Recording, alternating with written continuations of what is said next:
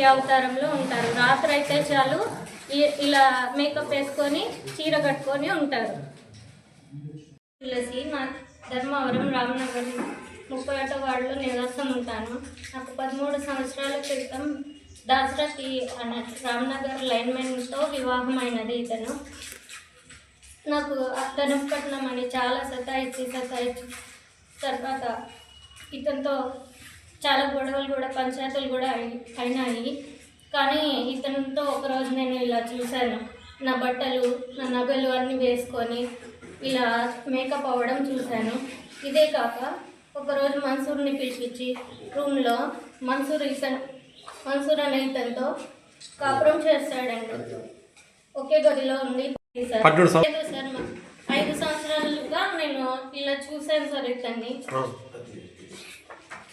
ఇలా వేసుకోవడం చూశాను సార్. అప్పటి వరకు నాకు డౌట్ కూడా రాకుండా వాళ్ళ అమ్మకు బాగాలేదని వాళ్ళ అమ్మ దగ్గర పడుకోవడం, లేదా మన్సూర్ ఇంటికి అని డ్యూటీ అని వెళ్ళిపోతాడు సార్. అలా కాజెస్ చెప్తాడు సార్. గొడవ పెట్టుకొని ఇంటికి పంపిస్తాడు. ఇంకా 6 నెలలు అయినా పంచాయతీ చేసినా కూడా పిలిచకపోడు సార్. ఈ మన్సూర్తోనే ఎక్కువ ఉంటాను. 2 సంవత్సరాల క్రితం నుంచి డౌట్ వచ్చింది సార్. నా చెల్లి పెళ్లి కావాలని చెప్పి నేను అన్ని భరించినాను సార్. ఎక్కడ పోయినా కలిసే ఉంటారు సార్. వదిలి మా ఆయన మన్సూర్తో దూరంగా ఉండలేడు సార్. Linemen sir Mansoor. అదే రామ్నగర్ చెందిన ఆఫీస్కి లైన్మెన్ సార్. ఇతనే సార్ మన్సూర్. ఇతనే నుంచి ఆస్తులన్నీ తీసుకొని మాకేమీ లేకుండా చేసినాడు, పెట్టాడు సార్. ఇతను ఇంటికి వచ్చి నన్ను కూడా బలవంతం చేయాలని చూశాడు సార్. అప్పుడు నేను బయటకు వచ్చేసాను సార్.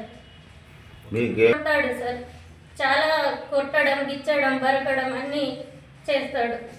లేకపోతే ఇంకా ఆయన కూడా అడిగేకి ఎవ్వరు ముందుకు రాలేదు సార్.